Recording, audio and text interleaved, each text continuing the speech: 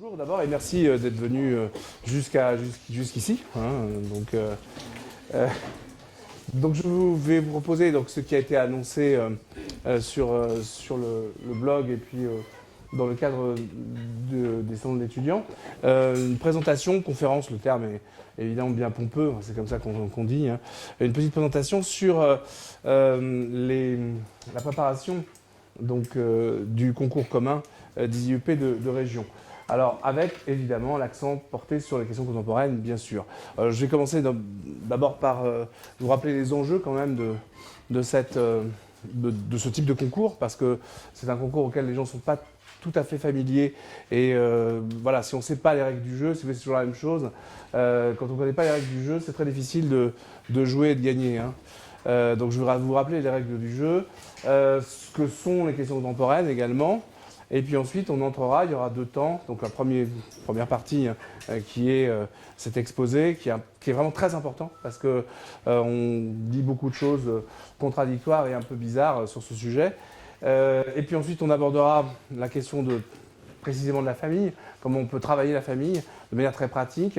Et puis ensuite, beaucoup plus rapidement, quelques pistes d'orientation sur la modélisation. Il est bien évident que je n'ai pas la prétention ni l'envie d'ailleurs de vous proposer en 2 heures 2 cours complets sur la modélisation de la famille, ce serait juste une blague. C'est évidemment méthodologique, c'est évidemment des incitations, c'est évidemment des orientations. Il est bien clair que ce n'est pas un cours, là encore une fois, il ne faut pas se tromper, je vous dirais le contraire, ce serait quand même un peu inquiétant. Hein, voilà. Donc je fais ça en général tous les ans, hein, c'est une présentation méthodologique qui est à mon avis assez efficace à ce moment de l'année, puisque c'est le moment où on peut commencer à se projeter dans cette épreuve qui donc a lieu le 30 mai. On peut y aller de manière raisonnable, surtout que bon, l'IEP de Paris, eh bien, la question sera bientôt tranchée, hein, sera bientôt réglée. Il va bientôt y avoir d'ailleurs les exonérations de l'écrit qui vont sortir en début de semaine prochaine. Je pensais qu'elles sortaient vendredi, on m'avait dit vendredi, attendu, puis ça n'est pas sorti vendredi. Donc ça sortira probablement avant mercredi. De toute façon, ça ne peut que sortir avant les vacances de la zone A, puisque la zone A est en vacances le 9, donc ce sera forcément avant le 9. Donc c'est la semaine prochaine. Donc on aura déjà une première liste de 500 personnes. Et puis ensuite, après, il y aura très vite l'écrit, hein, puisque c'est fin février. Donc une fois que vous avez fini l'écrit, vous êtes débarrassé. Et si vous êtes vraiment dans un projet Sciences Po, vous pouvez à ce moment-là vous concentrer sur les IEP de région. Voilà. Donc c'est pour ça que c'est le bon moment pour voir un peu ce qu'il faut faire et de quelle façon il faut le faire. Voilà. Alors, donc, on va d'abord commencer par, je dirais, par évidemment la présentation du concours. Donc ce concours cette année a lieu le 30 mai, et les épreuves du concours, les voici. Hein, là, je suis allé sur le site du concours commun, c'est le texte officiel. Et là, encore une fois, on va essayer de casser un peu des mythes ou des fausses informations. Hein. C'est pour ça que je fais ces présentations libres et ouvertes à tout le monde, parce que par rapport à mon blog, je reçois beaucoup de questions d'internautes, et je ne peux pas répondre à tout le monde. Et c'est vrai qu'il y a des choses assez bizarres, hein, des choses qui sont colportées assez étranges. Donc voilà, c'est un concours qui semble simple, hein, puisqu'on a 3 épreuves, questions contemporaines, histoire, langue vivante, avec évidemment des durées qui font entrer l'ensemble du concours sur une journée. La grande différence qu'il y a entre l'IEP de Paris et le concours commun, c'est qu'à Paris, vous avez vu, enfin vous allez voir, vous n'avez pas eu vos convocations encore, mais vous serez convoqué le samedi après-midi et le dimanche après-midi. Donc c'est 2 demi-journées, donc c'est une journée entière, mais c'est 2 demi-journées bien dégagées, ce qui est humainement, si vous voulez, plus gérable. Hein. Vous avez les 4 heures d'histoire, 3 heures d'option, plus 1h30 de langue vivante sur 2 jours, ce qui est plus supportable physiquement. Là, ce n'est pas le cas. Là, vous avez tout sur une journée. Donc c'est terminé dans la journée. L'autre différence, hein, travaillons par ressemblance et différence, parce que c'est fondamental pour la préparation. Et là, encore une fois, on ne se prépare pas à ce concours-là comme on se prépare à l'IEP de Paris. Hein. C'est très différent. D'ailleurs, parfois, il y a des surprises. Il y a des gens qui, enfin bon, bref, qui ne s'attendent pas à être là où ils se finissent par se trouver. La grande différence, si vous voulez, c'est que, d'abord, bien sûr, il y a toujours ce jeu de coefficients. Enfin bon, c'est pas tout à fait les mêmes, mais on arrive à peu près à la même idée. C'est-à-dire que ce qui relève effectivement de la philo, de la culture générale et de l'histoire sont fortement coefficientés. Et vous avez un coefficient un peu minoré en langue vivante. Hein. C'est toujours à peu près le même schéma. sauf qu'au lieu d'avoir effectivement un ensemble qui serait sur un coef 5, là on a effectivement un ensemble qui est sur un coef 7, 7,5. Donc voilà. La vraie différence, c'est qu'il n'y a pas de dossier d'inscription. Enfin, si, il y a un dossier d'inscription, mais ce dossier d'inscription ne compte pas dans l'évaluation. Et il n'y a pas d'admissibilité, c'est-à-dire qu'il n'y a pas d'oral. Ça veut dire quoi? Ça veut dire que ce sont les seules épreuves que vous allez passer pour intégrer un IEP de région. C'est fondamental pour la suite, de bien comprendre ça. C'est-à-dire qu'effectivement, à Paris, il y a cette procédure très longue, très bizarre, très complexe, un peu opaque parfois, mais en même temps finalement assez rassurante pour des tas de raisons, à mon avis, plus rassurante que cette procédure-là. Parce qu'il y a plusieurs étapes. Il y a d'abord la construction du dossier, son évaluation, A, B, C, puis après éventuellement il y a un écrit, on confronte les deux, et puis ensuite il y a l'admissibilité, et puis il y a l'oral. Voilà, les choses se font de manière effectivement procédurale dans le temps. Il n'y a pas cette idée de ce que j'appellerais effectivement la guillotine sèche, comme on disait autrefois, hein, c'est-à-dire effectivement l'effet de talent le jour J, et puis ensuite tout est gagné ou tout est perdu. Or ici c'est exactement le cas.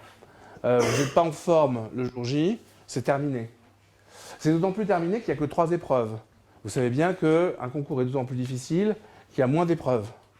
Puisque moins il y a d'épreuves, plus il va être difficile de rattraper un échec.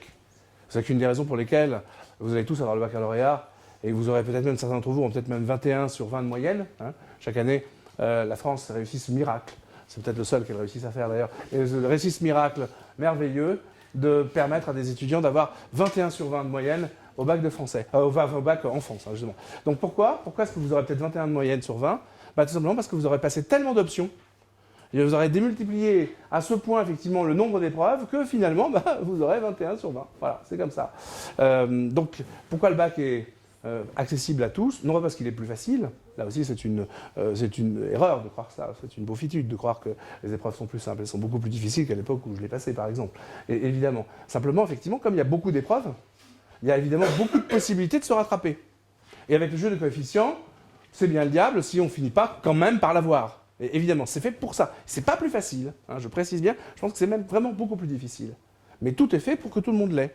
Et après tout, pourquoi ne pas le faire? Enfin, je veux dire, pourquoi est-ce que tout le monde n'aurait pas quelque chose de difficile? C'est plutôt agréable et valorisant. Même si ça n'a pas de valeur après, mais c'est valorisant. Là, c'est exactement l'inverse. C'est-à-dire qu'effectivement, il n'y a que 3 épreuves. Et ça veut dire une chose très simple. C'est que ces 3 épreuves, vous en ratez une, c'est fini. C'est terminé. À ce niveau de concours et d'exigence, c'est terminé. C'est pas la peine de se dire que, etc. Il y a 1100, alors cette année, il y aura peut-être 1200 places. On tourne entre 1100 et 1200 places. Ça va dépendre effectivement du nombre de places attribuées réellement par le nouvel institut de Saint-Germain. Mais Saint-Germain-en-Laye, l'an dernier, il y avait 80 places que Saint-Germain avait décidé de pourvoir. Mais là, qu'est-ce qui va se passer? On ne sait pas exactement. Enfin, en tout cas, ça ne dépassera pas les 1200, 1250. Donc, il y a 1250 places et il peut y avoir beaucoup de candidats. Quand je dis il peut y avoir beaucoup de candidats, il peut y avoir 12 000 candidats. Hein, c'est à peu près ça, hein, le volume. Donc, il y a beaucoup plus de candidats aux régions qu'à Paris. Donc, c'est pas pour casser l'ambiance. Je vois tout de suite qu'il y a un petit, perte d'innocence. Mais vous avez 1000 places, en gros, pour effectivement, donc 12 000 candidats. Pour le faire court, une chance sur 10 de l'avoir. Ce qui place ce concours parmi les plus difficiles de la République. L'ENA, c'est à peu près ça, c'est une chance sur 11. Vous voyez? Et pour vous remettre les choses à leur place, HEC, les concours des écoles de commerce qui sont si prestigieux, vous avez 1000 places, hein, sur les 4 parisiennes, je prends les 4 parisiennes, et vous avez 5000 candidats qui passent ces parisiennes. Donc pour HEC, c'est beaucoup plus facile. D'ailleurs, HEC n'est pas un concours de sélection, c'est un concours de répartition. Parce qu'en France, il y a 2 types de concours. Les concours où on sélectionne les meilleurs, et les concours où de toute façon tout le monde aura quelque chose, les concours d'ingénieurs et les concours des écoles de commerce. Il y a plus de places qu'il y a de candidats. Donc de toute façon, vous êtes forcément a place to live, hein, comme on dit. Donc il y a forcément un endroit qui vous attend. Il y a un banc quelque part qui vous attend. Mais pas forcément là où vous avez envie d'aller. Et le concours sert juste à distribuer les endroits où vous allez aller. Voilà. Donc il y a moins de stress. Donc vous voyez, le concours que vous préparez là est plus difficile que les concours des écoles de commerce à Bac plus 2. Et vous êtes à Bac moins quelques jours, quelques mois. Donc c'est évidemment difficile à gérer. Voilà. Donc c'est juste pour mettre une très grosse tension. Hein, il ne faut pas prendre ça à la légère. C'est très difficile, c'est très compliqué. Et c'est pour ça que quand on prépare Sciences Po, les différentes IEP, donc Paris et la région, Grenoble, et puis également Bordeaux, il faut avoir des plans B, C, D, E, F, G, hein, bon bref, il faut avoir pas mal de choses sous le bras, parce que là encore une fois, c'est un processus compliqué, difficile, et là encore une fois, ce n'est pas déchoir que de ne pas réussir ce qui était visé. Non, ce n'est pas une raison pour baisser les bras non plus. Mais c'est important déjà toujours de mesurer la difficulté des choses. Il y a beaucoup trop de candidats qui vont en sifflotant en disant « Bon, alors voilà, il y a ce premier problème, vous ne pouvez pas vous rater. D'accord? Donc il faut être excellent partout. » Bien. Le deuxième point difficile, c'est que, bon, l'histoire, vous avez vu, il y a le programme est là, hein, donc 1, puissance et conflit dans le monde depuis 1945. Bon, là c'est le détail du programme. Le deuxième point, la France, et la bibliographie est en ligne. La langue vivante, ça ne pose pas de problème. Évidemment, il y a les fameuses questions contemporaines, justement, qui sont des questions tournantes. Hein, donc, l'an dernier, c'était la culture et le travail. C'est des questions tournantes. Et ce sont des questions, effectivement, auxquelles vous n'êtes pas forcément préparé. Et c'est un objet un peu mystérieux, questions contemporaines. Et l'idée, c'est d'abord d'élucider ce mystère, parce que moi, je me suis rendu compte, j'ai enseigné pendant plus de 20 ans à IPSUP, ce genre de choses. Donc, pendant 20 ans, j'ai vu le genre de problème qu'il y avait par rapport à des malentendus. Parfois des cours décalés qui conduisaient à des grosses déceptions. Donc il faut juste s'arrêter 2 secondes pour savoir de quoi est-ce qu'on parle. Hein. Voilà. Donc est-ce que nous allons évidemment faire... Voilà, donc ça c'est la statistique, il faut savoir ce que vous en fichez, les garçons, les filles, etc. Quels sont les critères d'évaluation? Là encore une fois, il ne faut pas se tromper. Pour comprendre un concours, il faut effectivement comprendre sa logique. C'est un concours difficile, mais les gens qui l'ont inventé ne sont pas pour autant fous. C'est-à-dire qu'ils savent très bien que vous passez le bac, ils savent très bien que vous avez une assez faible expérience, évidemment, des études, ils savent très bien que vous n'allez pas recevoir des cours spécifiques sur ces questions-là, donc ce qu'ils vous demandent n'est pas excentrique. Ça, c'est très important. Hein, ça n'est pas la roulette russe. Alors, évidemment, à quoi ça sert? Quel est effectivement pourquoi est-ce qu'il y a ces épreuves-là? D'abord parce que ce qu'on veut voir, et ça c'est la chose la plus importante, et croyez bien, ici on prépare à beaucoup de concours, y compris des plus difficiles comme le CELSA, etc. Bon. Et à chaque fois on a ces questions qui reviennent de manière lancinante, c'est la question de l'expression française. Ce sont d'abord des concours destinés à vérifier le maniement non seulement correct et évidemment adéquat et pertinent, mais j'oserais même dire assez élégant, donc du français. La langue écrite n'est pas la langue orale, c'est une autre langue, et c'est la première chose qu'on mesure. Qualité d'expression, c'est aussi, ça va au-delà simplement du choix des mots, ça va au-delà de la syntaxe, c'est aussi la question de la capacité à construire un raisonnement, à construire une argumentation. Et là, je vous assure que c'est vraiment la chose la plus importante. Ne vous méprenez pas, on est là, on va parler bien sûr de la famille, de la modélisation, ne vous inquiétez pas, inquiétez-vous, je ne sais pas, mais c'est vrai qu'il y a des connaissances à acquérir, mais ces connaissances à acquérir sont dérisoires, mais vraiment dérisoires par rapport à l'essentiel. Ne vous trompez pas de combat. Hein, le véritable enjeu, il est dans l'aptitude à construire un développement élégant, brillant, si possible parfois donc un peu impertinent, voire avec une touche donc d'humour, en tout cas singulier, et absolument pas dans la restitution mécanique et stupide d'un contenu qui serait défini par je ne sais qui, je ne sais où, je ne sais comment. Là encore une fois, on a changé d'époque. Nous ne sommes plus à l'époque où on évalue les gens sur la restitution d'un contenu. Il y a un truc qui s'appelle Internet, où si on va avoir des contenus, on en a vraiment à foison. La question ne porte plus sur la mémorisation des contenus, elle porte sur l'utilisation de ces contenus. Et ça, c'est compliqué. Mais là, encore une fois, je vous assure, moi, je suis âgé, ça fait 30 ans que je prépare les gens à des concours, ça fait 30 ans que je suis en classe préparatoire ou à l'université. Je vous assure que c'est toujours la même chose. Chaque année, c'est la même chose. Arriver à faire comprendre aux étudiants que la question n'est pas dans le quantitatif. La question n'est pas du côté des connaissances. Mais je vous le redis hein, avec force, parce que ça va être lancinant dans ces quelques heures, n'ayez pas peur, dans ces quelques minutes de présentation. C'est toujours la même chose. Les étudiants sont persuadés que ce qui compte, c'est d'ingérer des connaissances. Forcément, c'est facile d'ingérer des connaissances. Ça demande de la mémoire. La mémoire, une machine peut avoir de la mémoire. La mémoire n'est pas un signe d'intelligence, c'est certainement pas un signe de compétence. Donc on n'est plus du tout à cette époque-là. C'est fini. La mémorisation aveugle, stupide, ne sert à rien. Bien sûr, il faut avoir quelques connaissances, mais vous avez des connaissances minimales qui permettent d'avoir des notes maximales. Parce que l'essentiel est du côté de la rhétorique et du maniement de l'écriture. Deuxième élément, effectivement, bien sûr, on demande une culture générale. Culture générale, ça ne veut pas dire, justement, culture générale, ça ne veut pas dire culture pointue ou particulière. Culture générale, ça veut dire quoi? Ça veut dire qu'on attend d'un jeune qui entre dans la carrière des études, qu'il ait un certain nombre de repères chronologiques, un certain nombre de repères historiques et géographiques qui nous rassurent quant à sa capacité à s'orienter dans ce qu'il va lire ou dans le monde dans lequel il va se trouver. Et puis enfin, le troisième lieu, c'est le suivi de l'actualité de l'année. Et ça va nous amener aux questions contemporaines, justement. Hein. Donc voilà, vous ne vous trompez pas de démarche, ne vous trompez pas effectivement d'enjeu. Alors, regardons maintenant de près les questions contemporaines. À chaque fois, hein, je suis allé chercher tout simplement des textes officiels et les choses, évidemment, sont prélevées sur des sites. Il y a d'assez grande lisibilité. Alors, il y a quand même 4 points qui sont importants que je voudrais souligner. D'abord, effectivement, question contemporaine. De quoi est-ce qu'on va parler? De quoi va-t-il falloir parler? Et ça c'est quelque chose qui m'a toujours vraiment agacé, un point extrême, lorsque je travaillais sur ces questions-là dans un autre établissement, ou là, ici, lorsque je m'occupe de piloter mes collègues pour préparer ces questions-là, c'est de voir avec quelle facilité ils transforment ces questions contemporaines. Je ne suis pas là, hein, dites que je suis absent. L'extrême facilité qu'ils ont à transformer ces questions contemporaines en questions antiques, en questions de philosophie intemporelle. Ce n'est pas du tout le sujet. Sur la famille, alors vous savez, la mondialisation, ça va être compliqué. Encore qu'on pourrait aller chercher du côté de l'Empire romain, première expérience de la mondialisation, voilà. Ou bien la chrétienté, première expérience, ce qui est vrai, hein, on est bien d'accord, mais ce n'est pas le sujet.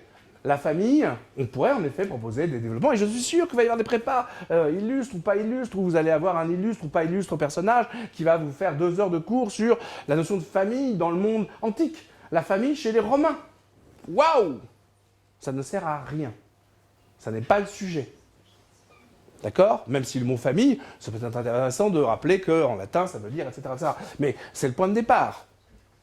Donc évidemment, il ne s'agit pas, on est bien clair, d'une épreuve qui porte sur des connaissances académiques, historico-philosophiques, mais bien sur une interrogation d'une question.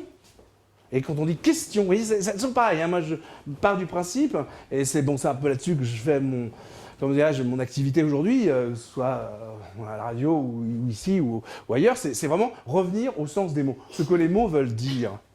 Question contemporaine, une question. Ça fait question, ça interroge. Il y a donc quelque chose qui ne va pas de soi. En quoi est-ce que la famille, aujourd'hui, interroge-t-elle? On va se dire, la famille n'interroge pas. Ah bon? Récemment, il n'y a pas eu des centaines de milliers de personnes dans les rues pour défendre une certaine conception de la famille ou pour s'opposer à... La famille n'a pas fait débat récemment? Je crois que si. Et c'est d'ailleurs pour ça qu'on vous donne ce thème. Parce qu'aujourd'hui, la famille fait question.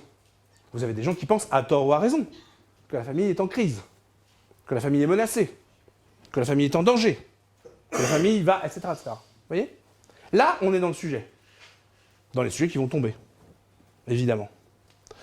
Bon, la mondialisation, je vous dis, c'est plus évident, c'est plus immédiat, puisque c'est un terme qui est très typé, et effectivement qui apparaît à un moment donné, dans des circonstances bien particulières, mais qui évoque... Il y a un autre piège derrière ça, on verra ça tout à l'heure. Bon voilà, donc ça c'est la première difficulté. Question contemporaine. Alors juste, pour ceux qui vous fourgueraient des cours de philosophie antique, de ma part, vous leur rappelez ce que veut dire le mot contemporain. Contemporain, ça veut dire qui est de notre temps. Cum, ça veut dire avec moi, tempus, temporis, donc on est des contemporains parce qu'on vit la même époque. Ah non, je dis ça parce que parfois il y a des gens qui ont juste un trou de mémoire lexical, c'est pas... il faut alphabétiser les gens, hein, ça fait partie du métier et ça fait partie de la mission. Donc, question contemporaine, ce qui est de notre temps. Donc, et notre temps, effectivement, alors quand est-ce qu'il commence notre temps? Voilà, c'est le temps qu'on partage, éventuellement vous pouvez penser à vos arrière-grands-parents si vous voulez, mais traditionnellement le monde contemporain commence en 1945. Bon, c'est abusif, c'est évidemment une sorte de point de repère, mais voilà, c'est le contact qu'on peut avoir avec des gens qui ont connu des gens qui ont connu des gens. Bon. C'est tout le problème, par exemple, de la guerre de 14 aujourd'hui. C'est-à-dire que, bien sûr, il n'y a plus de témoins directs. Donc, on connaît des gens qui ont connu des gens qui sont morts. Bon, vous voyez, l'événement s'éloigne peu à peu. Et vos enfants, quand ils ont abordé la guerre de 14, ce sera un autre monde, ce sera une autre époque. Ce ne sera plus du tout contemporain, hein, bien sûr. Vous ne vous dites pas, je suis contemporain de la guerre de 14. Donc là, vous avez un gros souci, quand même. Vous vous sentez très vieux et très fatigué. Vous avez beaucoup redoublé. Bon. Bon, voilà. En tout cas, ça, c'est le premier point. Deuxième point, et qui est compliqué. Ça dure 3 heures. Là, encore une fois, vous voyez, je reviens sur des choses qui ont l'air très simples, mais c'est ça la clé de la réussite dans un concours. Hein, moi, j'ai préparé tous les concours, ça fait 30 ans que je fais que ça. Et la première chose qu'on fait et qu'on travaille avec les étudiants, c'est d'abord regarder les règles du concours, le format du concours. C'est lui qui va conditionner la façon de se préparer. On ne se prépare pas à un concours de manière, effectivement, j'allais dire, indifférente. On n'entre pas parce que la porte est ouverte et on s'assied, ah ben on se voit comme épreuve, allons-y, hop. C'est 3 heures. Or, vous êtes habitués, vous, à des formats dissertatifs de 4 heures. Ça suppose un entraînement. C'est une évidence. C'est la plus grande difficulté en réalité, que vous aurez à rencontrer, c'est à pouvoir finir. Pouvoir finir et gérer la fatigue de la journée. Vous avez commencé par prendre 3 heures d'histoire derrière la nuque, bam, petite pause, un petit encart, et ensuite, vous avez 3 heures de questions contemporaines. Après, vous aurez 1h30 de langue vivante. Il va falloir gérer ça. Et c'est ça qu'il faut évidemment bien avoir présent dans la tête, et c'est ce à quoi il faut se préparer. C'est pas dramatique, tous les ans, il y a tas de gens qui le font très bien, ça se passe très bien. Mais ils s'y préparent, ils le savent. Donc, 3 heures, ça veut dire quoi? Ça veut dire, sur le plan de la rhétorique, sur le plan de la dissertation, sur le plan de la technique dissertative, c'est des exigences très particulières. Faire un plan rapide. Faire un plan, le plus souvent en 2 parties qu'en 3 parties. Enfin bon, c'est pas le sujet ici, je ne suis pas là pour vous faire un cours de méthodologie. Mais la méthodologie de la dissertation est, je dirais, ce qu'il y a de plus important. C'est encore plus important que les connaissances. Parce que des connaissances sur la famille, vous en avez déjà tous. Vos harmonisations, vous en avez tous. Et avec ce que vous avez, si vous saviez vraiment bien l'utiliser, vous pourriez faire de bonnes copies, déjà. Bon. Donc, c'est ce que j'essaierai de vous montrer tout à l'heure. Puis ensuite, les textes officiels, qui explicitent l'attente du jury, donc qui souhaite cerner, je cite, chez le candidat, sa capacité à analyser et argumenter sur de grands thèmes et débats inscrits dans l'actualité des années récentes. Vous voyez, c'est explicite, on ne peut pas faire plus clair. Donc, au revoir les Grecs. Il est précisé, sauf s'il y avait un sujet sur la dette, ou un sujet sur, effectivement, l'Europe. Ça pourrait être un sujet où les Grecs auraient une actualité. Les Grecs ont une actualité chargée, mais pas là, pas sur la famille. Il est précisé ensuite que le candidat aura recours pour argumenter à une palette. Alors ça, c'est des mots, c'est une palette de savoirs variés. Donc là, c'est un petit moment de poésie. Économie, géographie, philosophie, actualité des sciences et des techniques. Ça veut dire que, évidemment, il s'agit de faire la démonstration d'une très très large étendue de savoir et surtout de mobilisation de ces savoirs au service d'une pensée cohérente. D'accord? Ce qui veut dire quoi? Ce qui veut dire que là, on vient déjà de dégager le premier gros piège de cette année. La famille, la mondialisation. Je suis en terminale ES, je me dis, super, ce concours est fait pour moi. La famille, effectivement, sciences sociales, la mondialisation, économie. Je suis en L, je vais me pendre. Je vais déjà acheter une petite corde, je dis, ce concours n'est pas pour moi, on ne veut pas de moi. Bon, je suis en S, je suis de toute façon mal orienté, puisque sinon je ne passerais pas Sciences Po. Donc, mais bon, ça c'est un autre sujet. Mais vous voyez, le piège, c'est de transformer la famille en question de sciences sociales. Parce qu'évidemment que les IEP de région s'adressent aux élèves de L aussi, s'adressent aux élèves de S aussi. Bien sûr. Sauf qu'évidemment, sur la famille, si vous en restez à votre cours, ou à ce que dit de Saint-Gly, c'est des choses très intéressantes, mais on a une approche purement sociologique, il est bien évident que vous n'aurez pas la moyenne. Et chaque année, il y a des gens qui vont pleurnicher en disant « je comprends, ouais. » Bon, mais on va t'expliquer, chouchou, c'est pas vraiment ouvert. Alors sur la mondialisation, c'est très compliqué. Je vous dis, c'est là où on va avoir une vraie difficulté.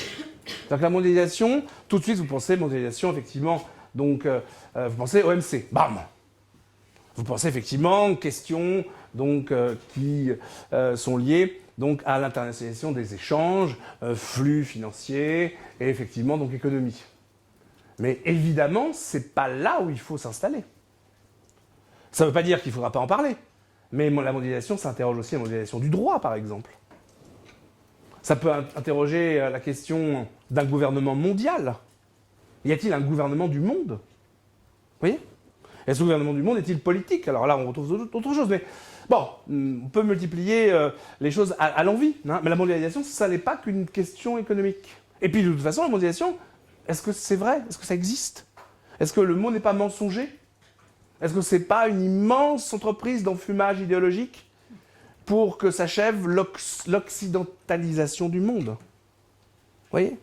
Et est-ce que c'est pas la question de l'idéologie de la mondialisation qui est posée dans ce sujet? Enfin, vous voyez, là on reste plus dans l'approche purement économique ou économiste. D'accord? Voilà. Et puis enfin, donc le dernier problème, donc vous voyez les 4 difficultés. La quatrième, c'est la date de l'épreuve quand même. C'est le 30 mai, donc après vous avez un peu d'autres choses dans votre viseur. Donc voilà, il y a quand même à gérer cette abondance de choses. Alors on va rentrer dans le vif du sujet. Je vais être un peu plus pesant sur la famille, parce qu'il va falloir choisir un des deux, et puis que c'est plus facile. C'est moins exclusif. Après, sur la mondialisation, je vous donnerai quelques pistes, bien évidemment. Mais là, on va voir aussi comment travailler. Hein. Comment est-ce que vous pouvez gérer cette question? Et on va poser la question simple du comment travailler. Je vais essayer d'ouvrir le plus largement possible les possibilités. Donc, bien sûr, d'abord, quand vous avez une question contemporaine, ça commence par une définition. Et donc, effectivement, vous obligez à définir le mot famille. Qu'est-ce que c'est que la famille? Qu'est-ce que ça veut dire? Et donc, évidemment, la famille, c'est d'abord une communauté d'individus unis par des liens de parenté et ou d'alliance. C'est ce qu'on appelle une communauté. Une communauté, ça veut dire quoi? C'est vrai que c'est Gemeinschaft, Gesellschaft. Hein. La communauté s'oppose à la société. La société, c'est une association artificielle, volontaire, fondée sur le choix libre ou moins libre de ceux qui s'associent, qui sont des associés. Dans une communauté, on n'a pas choisi. Si vous voulez, la communauté, c'est une alliance naturelle. Certains peuvent penser que la nation, par exemple, est une communauté. Alors c'est une alliance naturelle ou c'est une alliance, j'allais dire, surnaturelle. La communauté religieuse, c'est la même chose. On n'a pas choisi, on a été appelé, ça s'appelle une vocation. Tandis qu'une société, c'est une association, c'est quelque chose qui est la manifestation d'une volonté libre et d'un choix. D'accord? Donc déjà, la famille, c'est effectivement la première des communautés. On n'a pas choisi sa famille, on ne choisit pas sa famille. Et donc évidemment, c'est un lieu, a priori, déjà, de perte de la liberté, hein, d'aliénation. On ne peut pas révoquer ses parents. Ils ne vous plaisent pas, tant pis, on ne peut pas en divorcer. C'est comme ça. Même si on est adopté par quelqu'un d'autre, il y a toujours cette question lancinante des parents. Voilà. Et on peut... Cette approche, elle est évidemment anthropologique, donc lien de parenté ou d'alliance. D'alliance, c'est au sens, effectivement, donc d'accouplement. Sur le plan civil, la famille se définit donc comment? Première approche, c'est quoi la famille? C'est d'abord un nom. Hein. Donc c'est un nom commun, le nom de famille, une identité commune. Donc là encore, on trouve cette idée de communauté, de communion, identité commune. Donc un domicile, une obligation de solidarité morale et matérielle. Et Hegel disait, parce qu'on peut quand même faire de la philosophie, que dans la famille se retrouvait à la fois donc, la dépendance et la solidarité. Et il opposait la famille à la société civile, dans laquelle il y avait indépendance, mais absolument plus aucune solidarité. Et d'une certaine façon, la famille, c'est l'envers de la société. Et on a là déjà un effet d'opposition conceptuelle très intéressante. D'une certaine façon, la société, c'est l'antithèse de la famille. Hein, vous voyez, je répète, dans la famille, c'est solidarité. Vos parents travaillent à votre place pour vous permettre de vous nourrir, hein, donc ils sont solidaires. Et vous, j'espère que vous serez solidaires plus tard lorsqu'ils seront âgés, pour ne pas effectivement les déposer dans des hospices, on peut l'espérer. Donc c'est la solidarité familiale.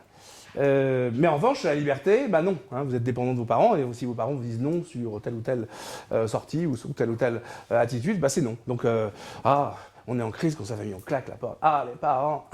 Hein, donc, crise de génération, et on n'a qu'une envie, c'est de partir seul dans la société, to spread little wings and fly away. Bon, d'accord. Sauf qu'évidemment, on découvre dans la société qu'il n'y a plus de solidarité. Et là, qu'effectivement, le voisin, il est sympa, mais si on n'a pas envie d'aller travailler ce jour-là, il ne va pas travailler à votre place. Donc, il n'est pas solidaire. Donc voilà, solidarité et liberté s'articulent sur l'opposition famille, société civile. Vous voyez, voilà, vous voyez qu'on commence à entrer là-dedans, mais là, on fait juste un peu de philo. Hein, c'est dans les principes de la philosophie du droit de Hegel. Voilà, c'est juste de la définition un petit peu conceptuelle qui permet déjà de deviner quelques sujets. À partir de là, effectivement, on parle donc de solidarité morale et matérielle, hein, soutien moral et matériel. Seulement, bien sûr, pour l'instant, ça n'a pas grand-chose de contemporain. Voilà, on est juste en train d'explorer quelque chose qui est défini de cette façon-là depuis toujours. Sauf que la famille, c'est une réalité historique. La famille a une histoire, c'est-à-dire qu'elle va donc prendre des formes variables. Elle va varier avec l'histoire, elle va varier avec les progrès, par exemple, de l'hygiène et de la démographie, le fait qu'on vive plus vieux. Elle va varier avec l'histoire de la sensibilité, l'histoire des sentiments. Hein. La famille n'est pas forcément le lieu du sentiment jusqu'au XVIIIe siècle. Et puis à partir du XVIIIe siècle, on va découvrir que la famille est le lieu privilégié de l'épanouissement des sentiments. Mais vous savez que le sentiment dans la sphère privée, c'est quelque chose d'extrêmement récent. Il y a quelques années, ça faisait d'ailleurs débat, Elisabeth Badinter disait même avoir démontré que l'amour maternel était une invention du XVIIIe siècle. Et qu'avant le XVIIIe siècle, il n'y a pas d'amour maternel. L'amour maternel n'est pas naturel, il est culturel. Voilà, donc oui, il y a pas mal de questions. Et donc, effectivement, la famille, elle va changer, elle va bouger. Et là, vous connaissez, famille monoparentale, famille recomposée. Alors, le problème, c'est que si la famille elle est recomposée, c'est qu'à un moment donné, elle est décomposée. Hein. Donc, voilà. Il faut bien reprendre effectivement tout cela. Bref, vous voyez bien qu'il s'est passé quelque chose entre le moment où, par famille, on désigne, comme chez les Romains, hein, donc prenons les Romains comme point de repère, l'ensemble de la domesticité. La familia, c'est la domesticité. C'est l'ensemble de ceux qui dépendent d'un même pater familias. Ce qui va d'ailleurs, entre parenthèses, se poursuivre dans la logique mafieuse. C'est très bien que le mot famille, ça a aussi un sens mafieux. Ça a aussi un sens, on va dire, qui n'est pas biologique. On appartient à une famille politique. On appartient à une famille au sens, justement, de groupes d'individus qui ont la même nature. Donc c'est vrai que de cette conception de la famille, qui est une conception très élargie, hein, la famille au sens donc, de la domesticité, jusqu'à la dimension de la famille monoparentale, vous voyez que la famille va beaucoup bouger dans ses formes. Elle va aussi bouger dans la répartition des fonctions, le rôle et le statut de chacun, car la famille, on le verra, vous le verrez dans vos cours, vous l'avez vu, c'est aussi, c'est pas simplement une communauté, c'est aussi, on va dire, une organisation. Ça veut dire que chacun des éléments a une fonction, chacun est une sorte d'organe au service de l'organisme. Il y a maman, il y a papa, et il y a les enfants. Et dans les enfants, il y a l'aîné et il y a le cadet, vous voyez ? Chacun a son rôle, chacun a son destin. Est-ce que la répartition des rôles a bougé ? Vous voyez, là, question contemporaine. Or, c'est une question qu'on pose aujourd'hui. Est-ce qu'il y a toujours papa qui est papa, maman qui est maman ? Avec ces polémiques sur aujourd'hui, papa a mis une robe. Est-ce que c'est encore papa ? Vous voyez ? Non, mais bon. Question contemporaine. Est-ce que les fonctions qui sont donc tenues dans la famille sont les mêmes aujourd'hui qu'hier ? Et d'ailleurs, les enfants, est-ce qu'ils n'ont pas aujourd'hui une place exagérée par rapport à hier ? Est-ce que le statut de l'enfant est le même aujourd'hui qu'hier ? Bien sûr que non. Évidemment que les enfants ont acquis une place prépondérante dans la famille.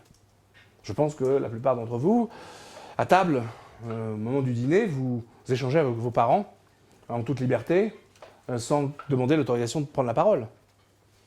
C'est récent, hein. C'est très très récent. Il y a simplement 50 ans, vous ne parliez pas à table. D'ailleurs, vous n'étiez même pas à table avec les adultes. Vous étiez à la cuisine. Et puis il y a des cultures dans lesquelles les femmes sont dans la cuisine. Il n'y a que les hommes à table. Il n'y a que les fils à table.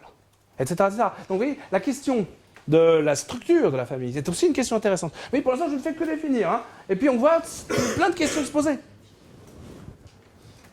Et puis évidemment, donc, la question évidemment élargie donc, du contexte mafieux que j'évoquais, ou la métaphore. Parce que ce qui est intéressant aussi dans un sujet comme la famille, c'est que la famille va nourrir des métaphores. Et comme si, en nourrissant des métaphores, elle nourrissait une sorte de nostalgie. Alors, bien sûr, les métaphores, où est-ce qu'on va les trouver ? On les trouve partout. Liberté, égalité, fraternité. Bizarre. Qu'est-ce que ça vient faire là, cette fraternité ? Ça vient... Bon, il y a plusieurs explications possibles. Mais en tout cas, ça fait intervenir justement le lien familial, donc de la fratrie, comme étant effectivement une métaphore. Sommes-nous, en tant que concitoyens, des frères et des sœurs ? Sommes-nous liés de manière effectivement naturelle, essentielle, radicale, comme des frères et des sœurs ? Est-ce que c'est une bonne nouvelle ? Est-ce que c'est une bonne nouvelle de voir en son prochain son frère?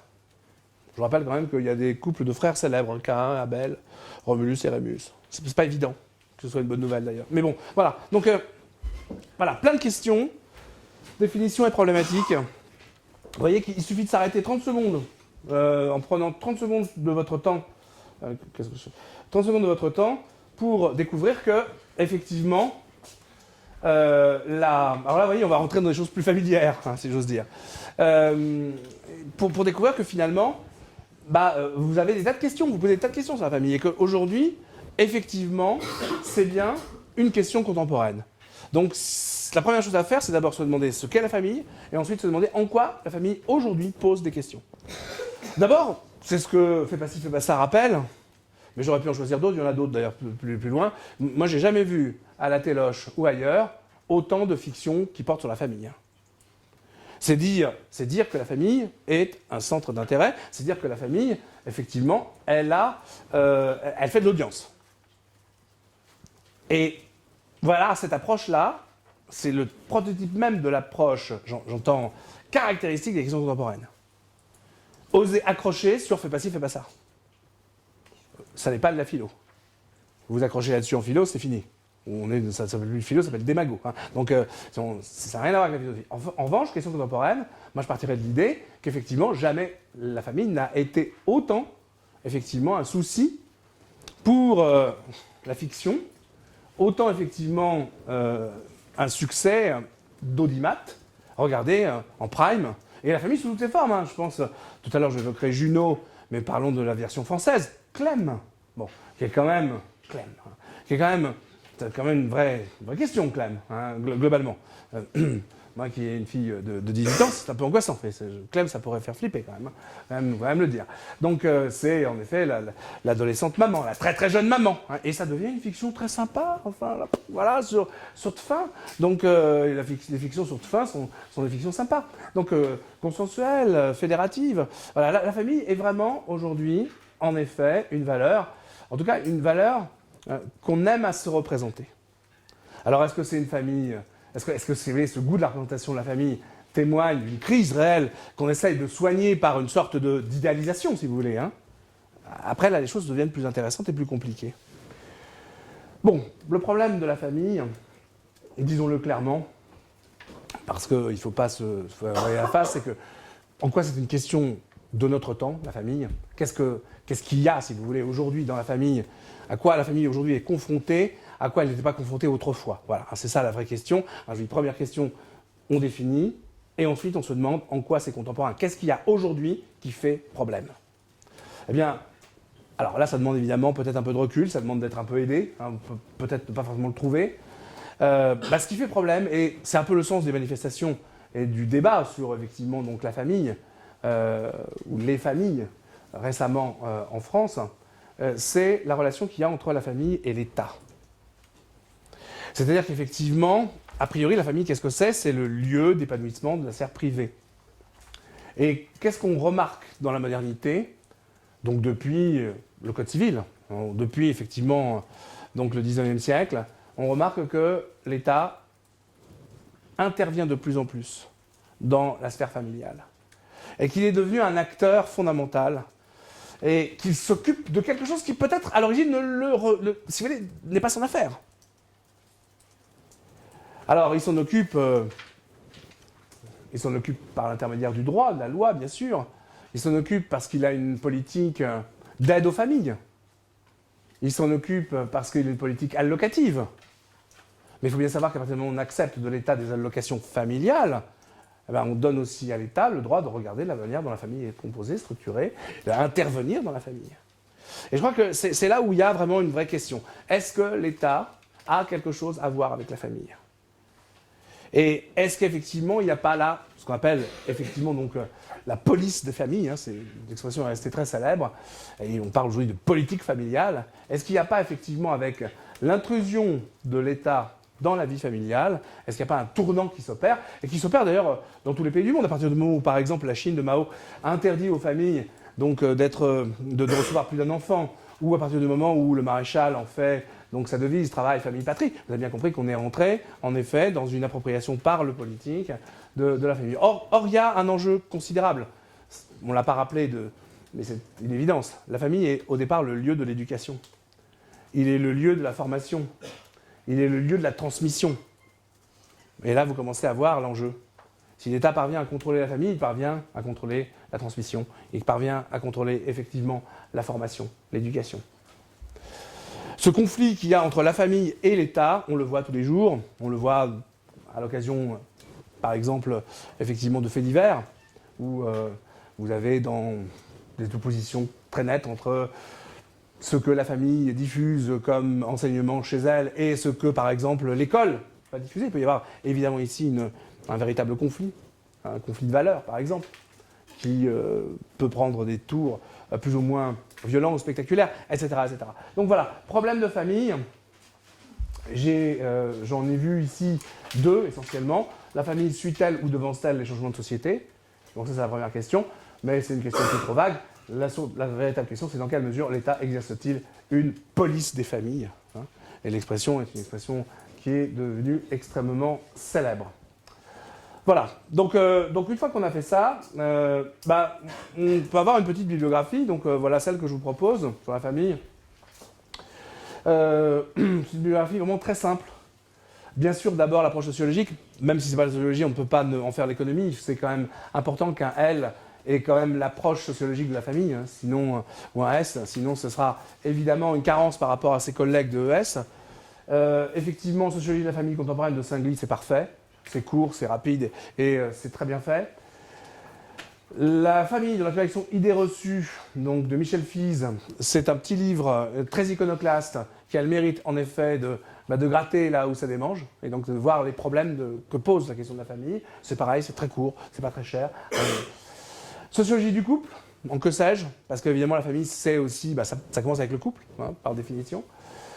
Et puis donc cette fameuse police des familles de Donzelot, je vous recommande pas la lecture de ce livre, sauf si vous êtes à l'aise avec la lecture. Hein. C'est un livre difficile, très très ambitieux, mais voilà, encore une fois, je vous propose le moins et le plus, hein, en fonction de votre appétit, de votre vécu de lecteur.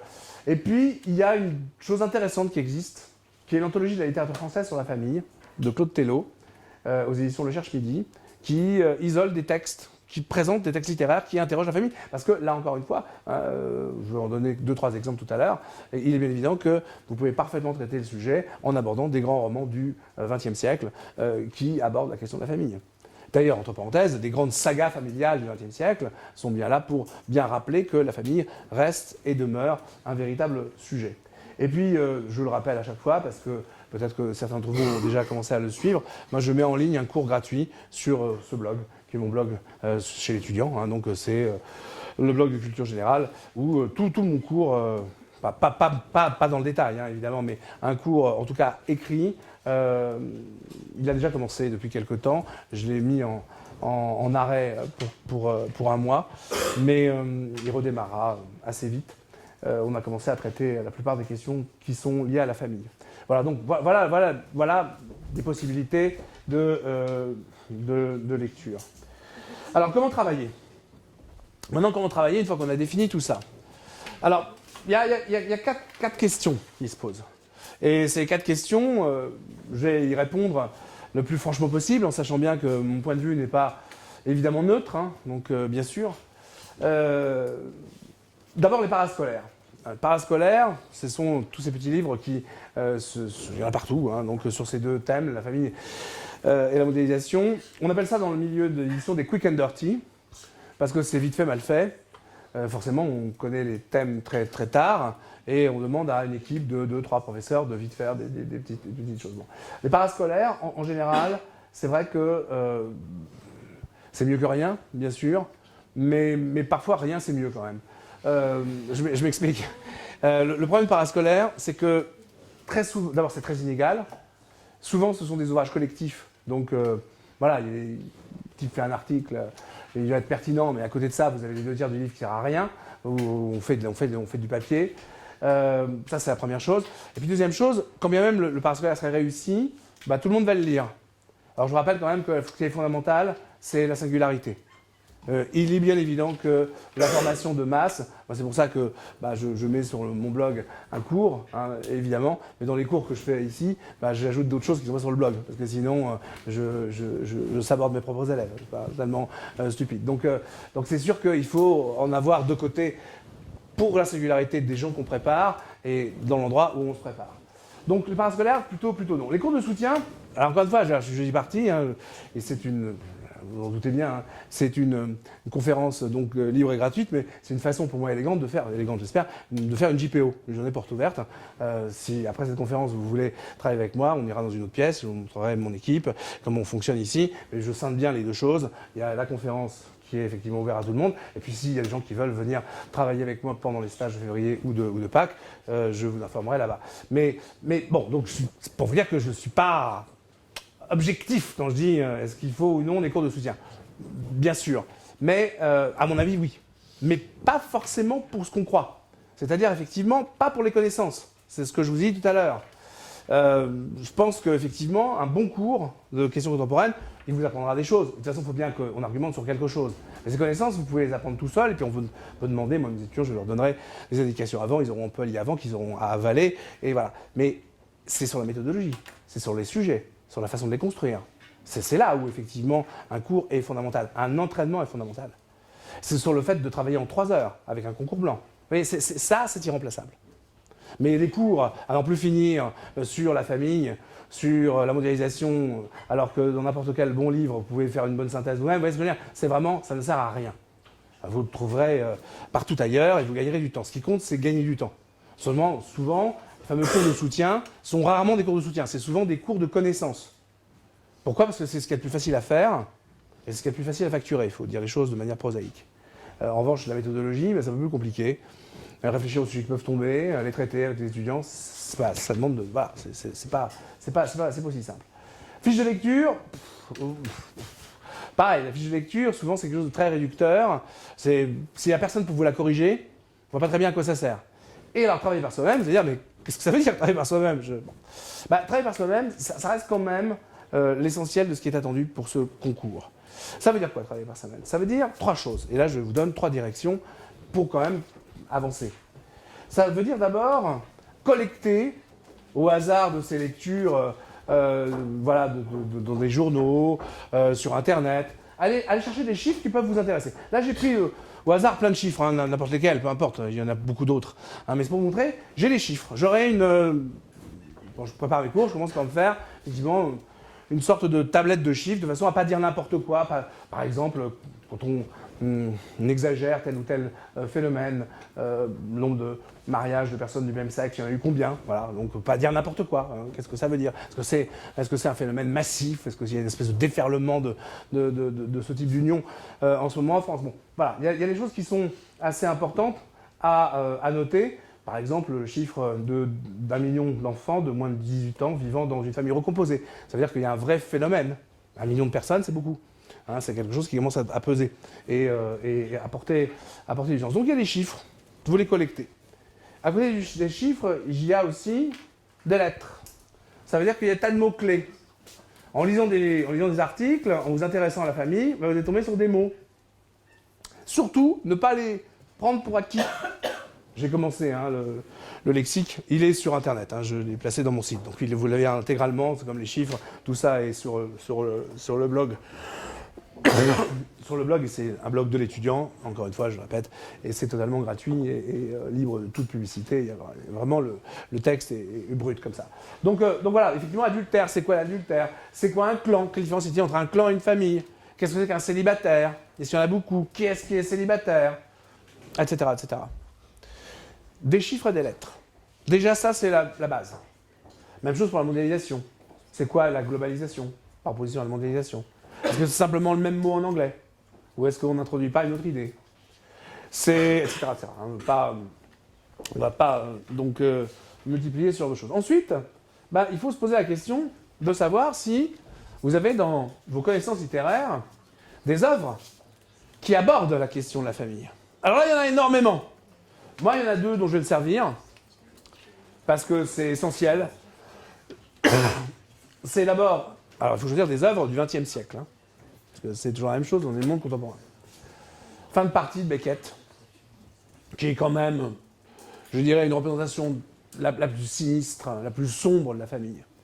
Je dirais que c'est la famille sous sa forme cellulaire, au sens, en jouant sur les mots. Cellule familiale, ça peut vouloir dire effectivement quelque chose d'organique, ça peut être aussi la prison.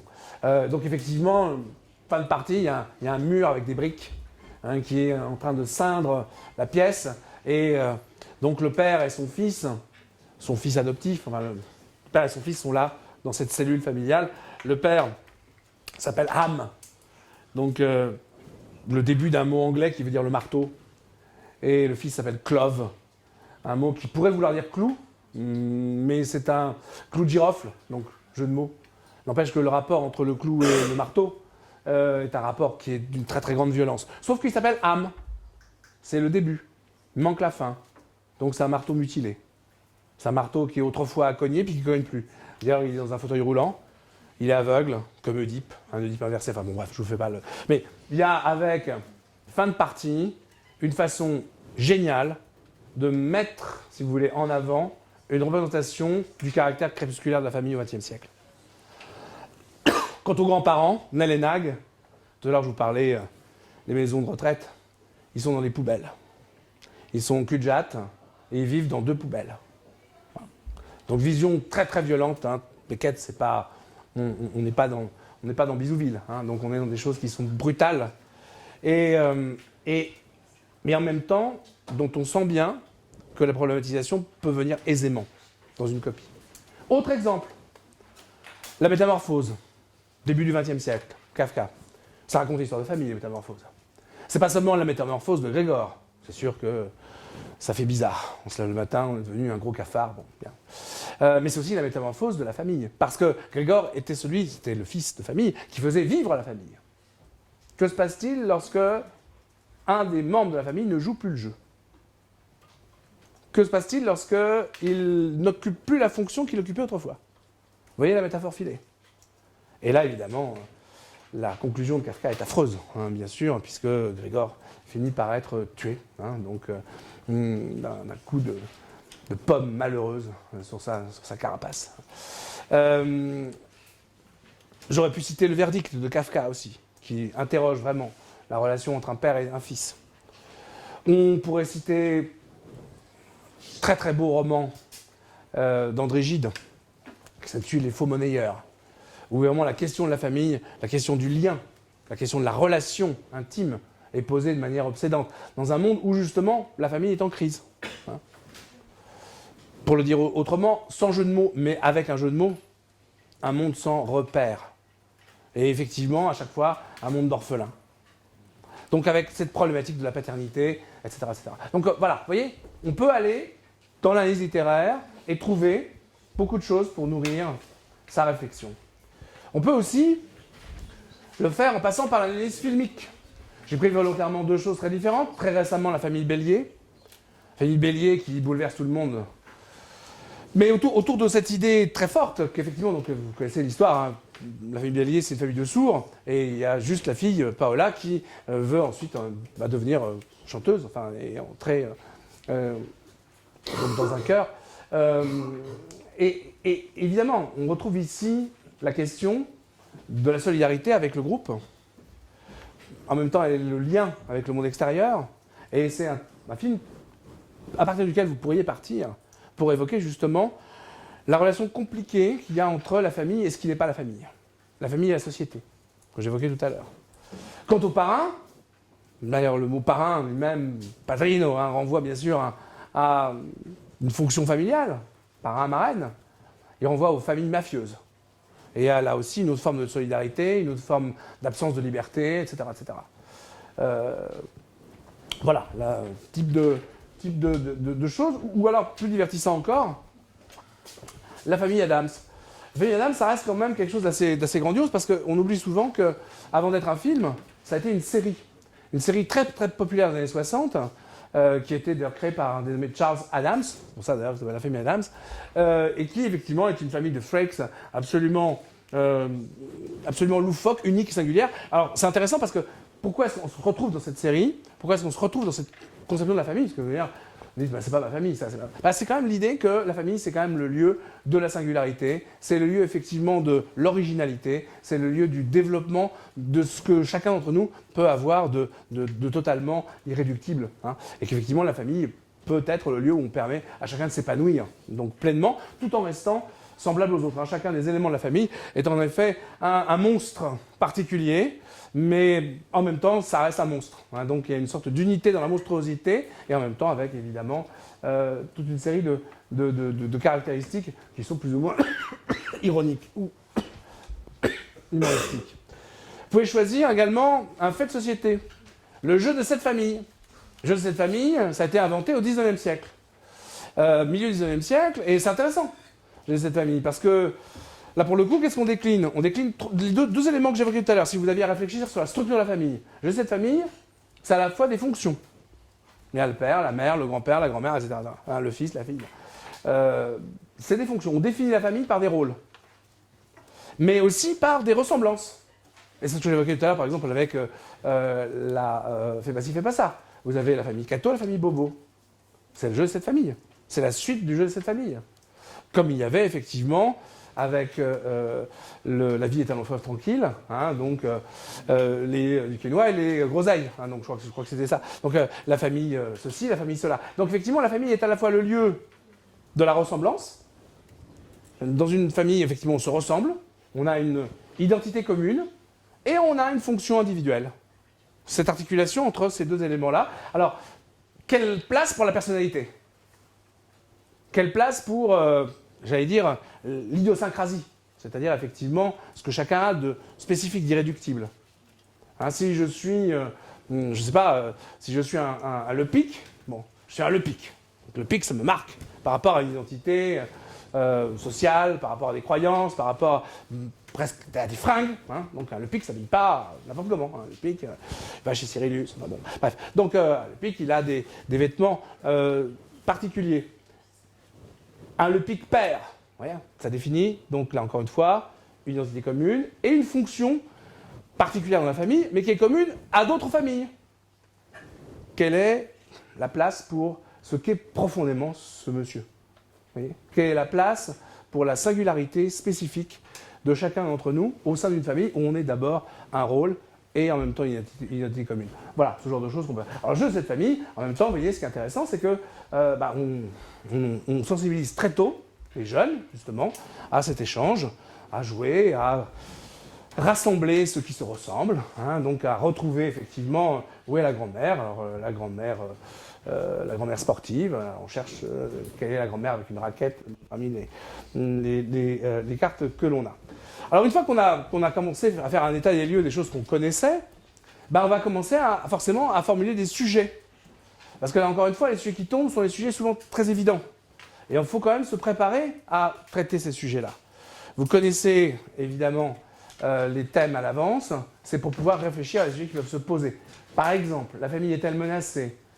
La famille est-elle en crise? La famille doit-elle être une affaire d'État? La famille, de points, mythe et réalité. Par exemple, vous voyez. Et alors, l'intérêt de se dire ça, pourquoi je parle là-dessus, sur cette idée des sujets possibles?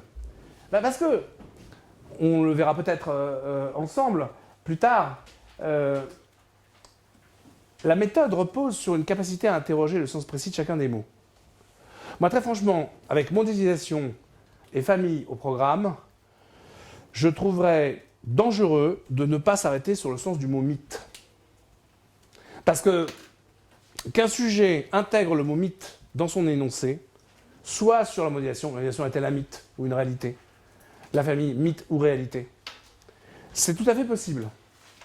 Et donc, me projetant dans la possibilité que le mot mythe intervienne dans l'énoncé, qu'est-ce que je fais? Je fais un petit point sur ce que c'est qu'un mythe. Un mythe, c'est quoi? Un mythe, c'est un récit mensonger, au départ. Le mythos, c'est pas le logos. Et donc le mythe, effectivement, de ce point de vue-là, ne dit pas la vérité, ne dit pas ce qui s'est vraiment passé, mais il dit une vérité.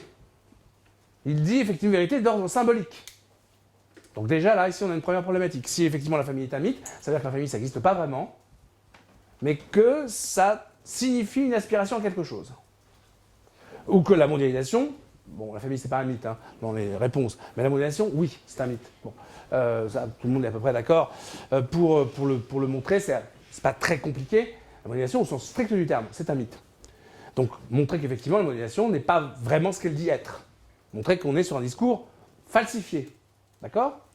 Maintenant, ce discours falsifié, il a quand même une vérité. Une vérité, effectivement, sous-jacente, seconde. Maintenant, un mythe, c'est pas que ça. C'est pas qu'une parole mensongère, c'est pas qu'une parole, effectivement, à valeur sémiologique seconde. Comme disait Barthes. Hein.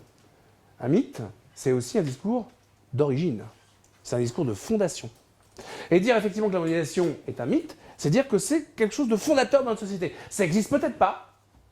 C'est peut-être pas une réalité. La mondialisation n'est peut-être pas mondiale. Voilà. Tout ne circule pas à travers le monde. En tout cas de la même manière, avec la même fluidité. Mais croire à cela est quelque chose de fondateur pour comprendre la société dans laquelle nous vivons. Voilà ce que ça signifie. Vous voyez, je me projette là-dedans. Le mot mythe, je le prépare à l'avance. Même chose si la famille doit être une affaire d'État. Ça vous voyez, ça pend au nez. Alors évidemment, comme ça va être sur YouTube, ça ne tombera pas, parce que forcément. Mais c'est vraiment un sujet qui est tellement appelé avec le jeu de mots sur affaire d'État, donc une affaire de l'État, ou une affaire d'État, c'est quelque chose de très... D'ailleurs, il y a eu un sujet qui était sur la religion était une affaire d'État, c'est déjà tombé comme ça, avec un S sur État. Voilà, le jeu de mots sur l'expression. Voilà, donc on commence à essayer de trouver des sujets. Par exemple, la famille est-elle en crise? Y a-t-il une crise de la famille? Ben, on s'arrête sur le mot crise. Qu'est-ce que c'est qu'une crise? Une crise, c'est une métaphore médicale. Une crise, ça vient d'un mot grec, krinein, qui veut dire discerner. Et la crise, c'est un mot qui est utilisé par Aristote dans le contexte médical pour dire le moment dans une maladie où la maladie se fait connaître. Vous savez bien que parfois on est malade sans le savoir pendant un certain temps, ça s'appelle l'incubation. Et puis à un moment donné, effectivement, vous voyez un certain nombre de pustules qui arrivent sur votre jeune visage et vous dites « Ah, quelque chose ne va pas ». Donc, crise. C'est-à-dire que la crise est un moment de visibilité, un moment de lisibilité, un moment de décryptage, de compréhension. Je suis malade. Donc j'ai une chance de me soigner après. C'est pour ça que la crise est ambivalente. On ne peut pas la souhaiter parce que ça veut dire qu'on est malade, mais on peut chercher à la provoquer le plus tôt possible parce que plus tôt je connaîtrai la crise, plus tôt je pourrai me soigner. Et contrairement à ce qu'on pense bêtement, c'est vrai, vive la crise. C'est-à-dire que si crise il y a, autant qu'elle éclate vite.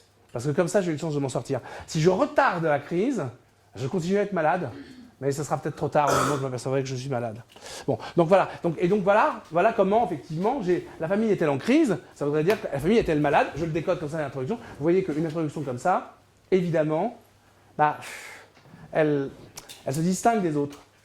Elle pousse tout de suite le problème, elle voit directement ce qui va se passer, et forcément, l'attention du correcteur, je vous rappelle qu'il va quand même en lire, le correcteur, un terrible paquet de copies, c'est des très très gros paquets de copies, donc il faut emporter très vite la décision. On ne peut pas se rater, je vous disais là-dessus, et donc par conséquent, il faut déjà réfléchir à des stratégies, qui sont des stratégies d'analyse d'énoncés possibles. D'accord? Ça, c'est vraiment important, et là, on ne perd pas son temps. Alors, voilà, si on répète les choses pour la mondialisation, hein, et l'idée, c'est évidemment de ne pas exagérer, on va recommencer le même processus. J'ai sur la mondialisation listé une série de questions qui peuvent se poser. Ensuite, je vous montrerai ce qui peut, à mon avis, être une bibliographie intéressante sur la mondialisation. En sachant que la mondialisation, c'est vraiment un sujet extrêmement délicat. Et je vous dirai quel type de plan je pense suivre ensuite sur Internet et éventuellement dans mes cours. Bon, d'abord, la première chose à rappeler, bon, le temps du monde fini commence, hein, c'est une très très belle formule de Paul Valéry qui dit la mondialisation. C'est Paul Valéry dans Regard sur le monde actuel, qui est un texte donc, qui saisit l'état du monde que connaît Valéry entre les deux guerres. Hein, donc c'est vraiment un monde en crise et en pleine mutation. Et donc Paul Valéry écrit ça, il écrit « Le temps du monde fini commence ». C'est le début de la fin, la mondialisation. Au sens propre du terme, c'est-à-dire le début de la fin, c'est le début de la conscience de la finitude. Il n'y a plus rien à trouver, il n'y a plus aucun territoire à conquérir. Le monde se révèle tel qu'il est, c'est-à-dire clos. D'ailleurs, un monde, c'est un ensemble fini. Le mot monde se dit en grec cosmos. Un cosmos, c'est quelque chose effectivement qui est une totalité organisée. Ça s'oppose à chaos, hein, qui est évidemment quelque chose de désorganisé et d'indéfini. Donc voilà, donc s'il y a monde, s'il y a cosmos, c'est qu'il y a finitude et qu'il y a ordre. D'ailleurs, parler d'un ordre du monde, c'est quasiment ça relève quasiment du pléonasme. Pourquoi? Parce que je le disais tout à l'heure, cosmos ou monde, c'est une totalité donc structurée, dans laquelle chacun des éléments a une fonction à jouer par rapport au tout. Donc parler effectivement de mondialisation, c'est parler évidemment d'ordre du monde.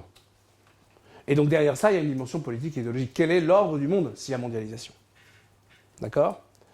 Et un ordre, c'est-à-dire évidemment une harmonie. Je vous rappelle que cosmos va donner cosmétique, on a tendance à l'oublier, et qu'a priori les cosmétiques sont supposés embellir le visage.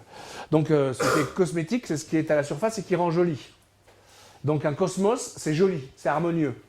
Un monde, ça donne, je ne sais pas s'il y a parmi vous des gens qui sont férus d'horticulture, on ne sait jamais, arriver. On émonde une frondaison lorsqu'on jardine et qu'on nettoie les branchages dans un arbre, hein, les vieilles branchages. Donc émonder, ça veut dire nettoyer, ça veut dire laver. Donc vous voyez, tout ça, ce sont des connotations extrêmement positives pour dire qu'un monde, un cosmos, c'est un ordre, mais c'est un ordre plaisant, c'est un ordre harmonieux, c'est un ordre, j'allais dire, qui a une valeur esthétique. C'est un ordre fluide. Donc évidemment, derrière ça, interroger la mondialisation, c'est interroger quel est cet ordre-là. Et est-ce que lorsqu'on regarde le monde dans lequel nous vivons, on voit vraiment un monde harmonieux? Je ne suis pas sûr. Et là, il y a évidemment un constat intéressant à développer. Sauf que, alors tout le monde le rappelle, hein, et notamment Daniel Cohen, dont je me sers beaucoup parce que vous savez que Daniel Cohen, c'est la figure. On a deux grands économistes, il y en a un que le monde entier nous envie, qui s'appelle Piketty, Thomas Piketty, et puis il y en a un deuxième qui s'appelle Daniel Cohen, qui est le prof star de Paris 1 en économie.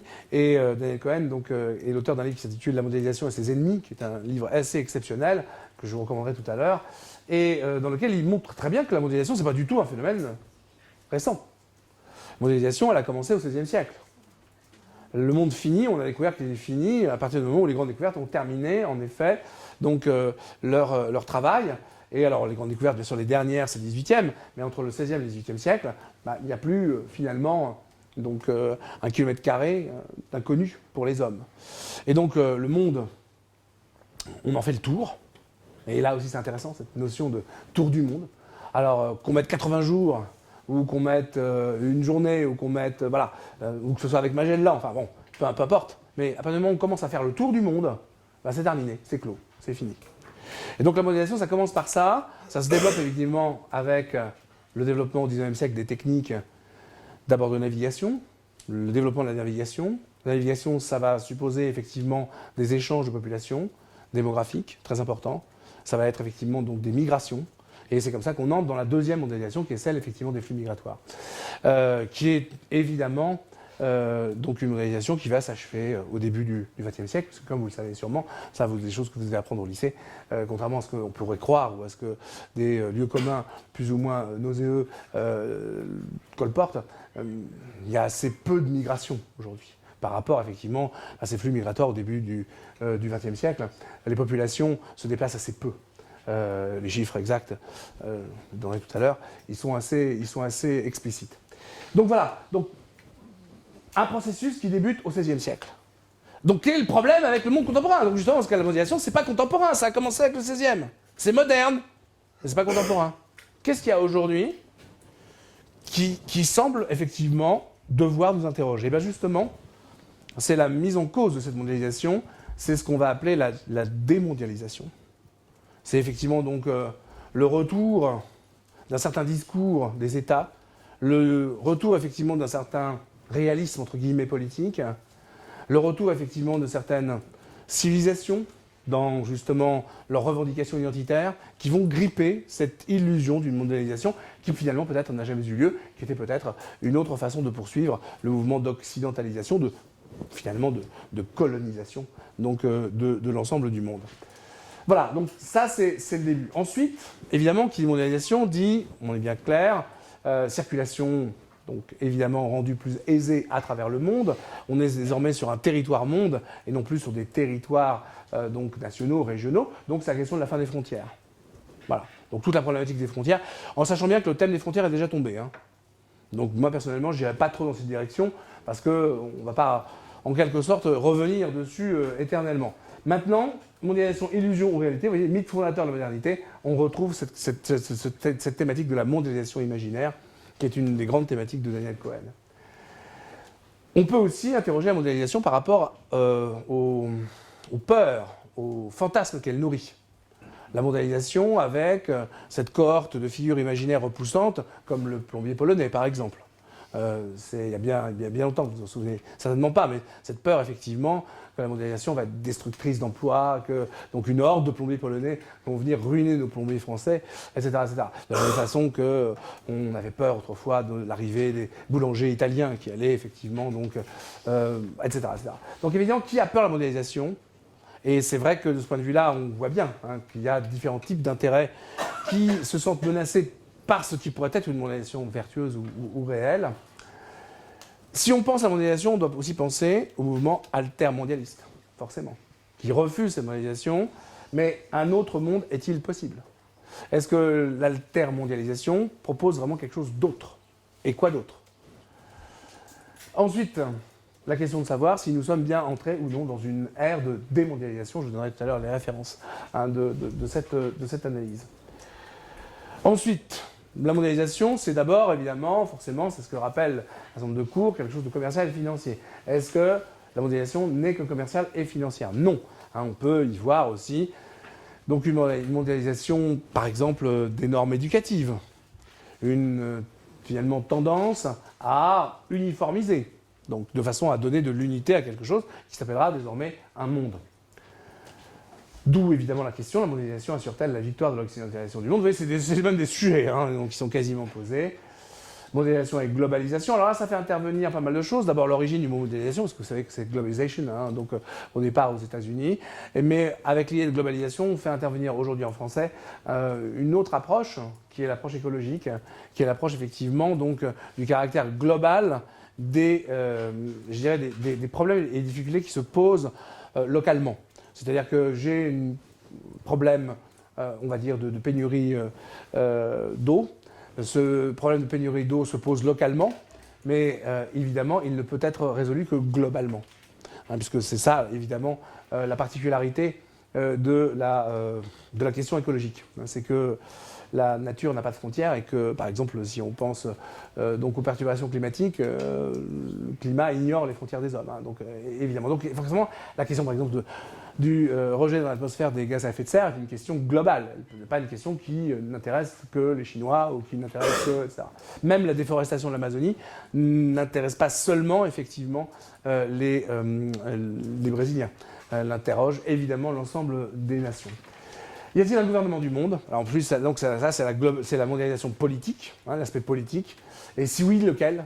Est-ce que ce gouvernement du monde, quelle forme il a? Alors bien sûr, il n'y a pas un président du monde, bien sûr qu'il n'y a pas un Sénat du monde, on est bien d'accord, mais est-ce qu'il n'y a pas un concert des nations? Alors est-ce que l'ONU joue le rôle de gouvernement du monde? Est-ce qu'il n'y a pas d'autres éléments qui font que, plutôt que de gouvernement, on parlerait davantage de gouvernance? Vous voyez que dans le lexique, ça introduit le terme de gouvernance. Qu'est-ce que c'est qu'une gouvernance? Etc.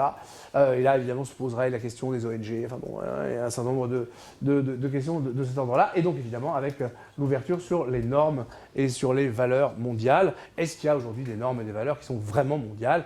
Ou bien est-ce que tout ça n'est qu'illusoire? Ou bien est-ce que tout ça n'est que apparemment culturel? Alors, en termes de bibliographie, là, encore une fois, il faut être efficace. Parce que c'est un sujet piège dans lequel on peut très vite tomber, soit sous le coup de préjugés politiques qui n'ont pas lieu d'être, soit sous le coup, effectivement, de réflexes qui se veulent économiques. Alors, je vais détailler ce choix-là, parce que là, encore une fois, j'ai toujours été de ceux qui pensaient qu'une bibliographie, quand on la recommande, c'est parce qu'on l'a lu, quoi. Les types vous donnent 3 pages de biographie, bon. Là, ces livres-là, je les ai lus et je vais vous expliquer pourquoi. Pourquoi je les ai retenus par rapport à d'autres que j'ai lus ou que je n'ai pas retenus. Bon, d'abord, le que sais-je de Moreau de Farge, il est impeccable parce que, voilà, il pose les cadres, ça se lit très vite. Et vous savez, très souvent, surtout maintenant que la question que sais-je a été revue, elle a été nettoyée, un petit que sais-je, ça permet de partir sur de bons pieds. Ça permet de régler le problème de connaissances de base, une sorte de fondation saine. Au moins, on est sûr de ne pas totalement dérailler. Ensuite, la mondialisation, c'est une approche qu'on développe en particulier dans les études, alors un peu au lycée, mais surtout en classe prépa, et surtout effectivement donc en prépa HEC. Puisque vous avez en prépa HEC donc, une matière qui s'appelle la géopolitique, et évidemment, la géopolitique traite de la mondialisation. Et il y a chez Nathan un manuel donc, de géopolitique qui s'appelle La mondialisation contemporaine, qui est très bien fait, qui est très scolaire, hein, mais bon, voilà, c'est une analyse, j'allais dire, cadrée, là aussi, qui permet de faire l'économie de l'idéologie, des jugements de valeur. La mondialisation un monde de violence, pardon, de Lorenzi, alors ça vient de sortir, c'est très récent, c'est un essai, qui est très brillant, parce qu'il saisit la mondialisation sous un angle original, qui est celui de la violence. C'est-à-dire qu'effectivement, la mondialisation, c'est pas justement seulement la mondialisation des échanges, ce qui est intéressant, c'est regarder quel objet peut être mondialisé. De quelle mondialisation parle-t-on? Et mondialisation de la violence, de quelle façon la violence se répand, de quelle façon effectivement un certain nombre de méthodes, si vous voulez, se diffusent, comment est-ce que s'assure cette mondialisation de la violence, cette sorte de contagion, hein, de propagation presque de la violence. Ce sont des articles, et ils sont vraiment très très bien faits. La mondialisation des inégalités, donc là c'est l'approche intéressante, si vous voulez, d'un effet pervers de la mondialisation, hein, c'est-à-dire que l'accroissement des inégalités à travers le monde, et justement, s'il y a bien quelque chose qui est assurément mondialisé aujourd'hui, c'est l'inégalité. Alors pourquoi? Alors après, vous avez... L'intérêt, c'est que Bourguignon fait une très bonne synthèse, ça vous évite de tomber tout de suite dans Stiglitz ou Amartya Sen, vous avez autre chose à faire. Enfin, je veux dire que, voilà, c'est quand même là des choses trop difficiles à manier d'un seul coup. La démondialisation, c'est la réaction des États à la mondialisation. Et des États-nations, et effectivement des nationalismes. Enfin bon, voilà, toutes ces questions, qui est une vraie question aujourd'hui. Hein. Je vous rappelle quand même qu'il y a un pays qui s'appelle la Grèce, on en parlait tout à l'heure. Bon, bref, donc c'est intéressant de penser, si vous voulez, le rapport que la Grèce entretient avec la mondialisation aujourd'hui, en sachant bien que la Grèce est par ailleurs un pays touristique, où en effet, qui bénéficie de cette circulation à travers le monde, donc des individus, et en même temps, donc évidemment, elle peut se dire victime aussi de... Voilà, bon. Donc, en suivant l'activité, par exemple, grecque, vous allez avoir des tas d'arguments pour réfléchir à ce qu'est la mondialisation avec un exemple précis. Et la mondialisation et ses ennemis de Cohen, alors ça c'est génial, c'est vraiment, c'est brillantissime, iconoclaste, avec des tas d'exemples concrets, où finalement Cohen montre que la mondialisation, évidemment, elle a beaucoup d'adversaires. C'est une façon, finalement, commode de détourner l'attention. De détourner la responsabilité, par exemple, des gouvernements. Dire, c'est la faute à la mondialisation. Hein, c'est la faute à l'OMC. C'est la faute à la déterritorialisation, effectivement, politique de certains espaces du type européen, etc., etc. Une façon de botter en touche, la mondialisation devient une sorte on va dire, de diabolisation commode pour, justement, déresponsabiliser le politique de sa responsabilité décisionnelle. Et il va montrer que c'est donc la mondialisation, que c'est un leurre, que c'est évidemment quelque chose qui n'a jamais eu lieu, même s'il y a un processus de découverte du monde. Et effectivement, la question est de savoir, vous avez bien compris, la problématique, c'est de savoir qu'est-ce qu'on appelle vraiment mondialisation. Il y a effectivement une définition qui ne pose pas problème, qui ne pose pas question. La mondialisation, suffixe en sion, qui indique un processus et en même temps un résultat. Hein. La libération, c'est un processus par lequel on acquiert sa liberté, mais c'est aussi le fait d'être libéré. Donc c'est à la fois le processus et le résultat du processus. Hein, le suffixe tio en latin. Donc libération, mondialisation. Donc effectivement, c'est à la fois un processus qui est un processus de découverte du monde et effectivement d'organisation de ce monde à travers des valeurs qui ne sont peut-être pas les valeurs communes à tout le monde, mais qui sont des valeurs imposées par une partie du monde, au sens où il y a peut-être évidemment quelque chose d'intéressant à dégager. Et en même temps, c'est un résultat. Quel est le résultat? Est-ce que le résultat, c'est qu'en effet, on est vraiment un monde, au sens où une vraie organisation harmonieuse, comme je l'ai dit tout à l'heure, c'est certainement loin d'être le cas. Alors, ce que montre Cohen, c'est que, par exemple, quand on dit la mondialisation, c'est formidable parce que ça permet justement de faciliter les échanges à travers le monde. Eh bien, Cohen dit, par exemple, on n'a jamais autant échangé aujourd'hui qu'avec ses voisins. Ce qui est un point intéressant pour effectivement interroger la mondialisation. Quand on parle évidemment de la mondialisation des échanges entre les différents pays, la France échange évidemment, principalement avec l'Espagne, l'Allemagne surtout, l'Italie, hein, uniquement ses voisins. Donc si vous voulez, l'impact de la mondialisation dans les échanges de biens matériels, immatériels, par exemple que la France entretient, ben, elle est très faible. Bon. De la même façon que la circulation à travers le monde, elle est plus ou moins fluide. Il ne vous a pas échappé qu'il y a un sud, il y a un nord, et qu'effectivement, comme par hasard, quand on regarde l'hémisphère sud, bah, il y a dans l'hémisphère sud des réalités naturelles qui empêchent la circulation. Une forêt tropicale, un désert, par exemple, des océans. Vous voyez, bon. Et c'est évident qu'on circule plus facilement au nord, évidemment, qu'au sud. Et donc finalement, la mondialisation, déjà, elle est hémiplégique, j'ai envie de dire. C'est-à-dire qu'effectivement, elle touche principalement donc l'hémisphère nord plutôt que l'hémisphère sud. Enfin bon, voilà, il y a beaucoup de choses comme ça qui sont structurées dans cet ouvrage et qui sont extrêmement stimulantes intellectuellement et qui peuvent ensuite être évidemment donc combinées. Voilà. Je vous remercie. Donc si vous voulez donc suivre donc les éléments de cours, c'est sur ce blog. Sinon, mon compte Twitter renvoie directement à ces actualités que j'alimente. Et sinon, deuxième partie d'après-midi, bah, si vous voulez qu'on parle de